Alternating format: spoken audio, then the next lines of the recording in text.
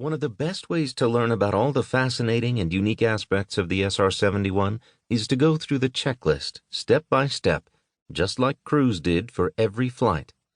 In doing so, I will explain the function of every dial, switch, and gauge in the cockpit, so the reader understands what made the Blackbirds tick. In some cases, I will defer an explanation to a later portion of the book where it makes more sense. To better understand some of the more complicated systems on the aircraft, I will refer the reader to various charts and graphs for a visual representation.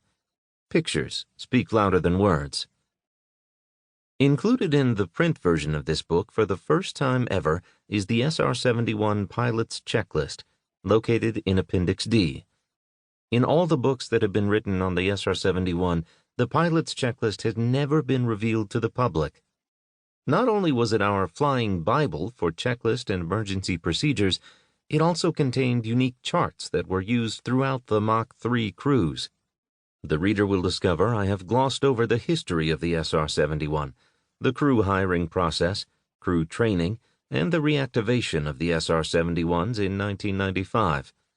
My two previous books, SR-71 Revealed and SR-71 Blackbird Stories, Tales, and Legends, cover those areas in detail, as well as many other important aspects of the program. The focus of this book is flying the mission. Introduction to New Edition. The SR-71 story is a proud record of selfless individuals dedicated to its mission. It's illustrated by every person at the Lockheed Skunk Works who created the most formidable aircraft ever flown, and by the maintenance crews who worked unceasingly and skillfully on an aircraft designed for speed but not for ease of maintenance. Every crew member who put their heart and soul into flying the Blackbird also willingly put their life on the line, striving for excellence. Success in this program was assured through a consistent and nurtured team effort toward a shared and united objective. For almost a quarter of a century during the Cold War era, the SR-71 Blackbird provided the United States and its allies with the vital intelligence to make both political and military decisions. During that time, a small number of SR-71 Blackbirds, operated by the 9th Strategic Reconnaissance Wing at Beale Air Force Base, California, logged more than 53,000 hours of flight, with over 11,000 hours at speeds of Mach 3 and above. Although frequently flown in high-threat environments, no SR-71 was ever shot down or damaged as a result of hostile action, and no Air Force crew member was ever killed as the result of a mishap.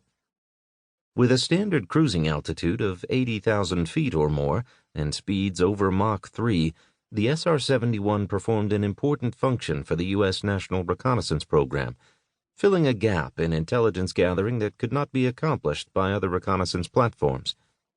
The airplane flew alone in hostile environments with virtual impunity, along flight paths and at intervals unpredictable by those targeted, providing high-quality intelligence when needed.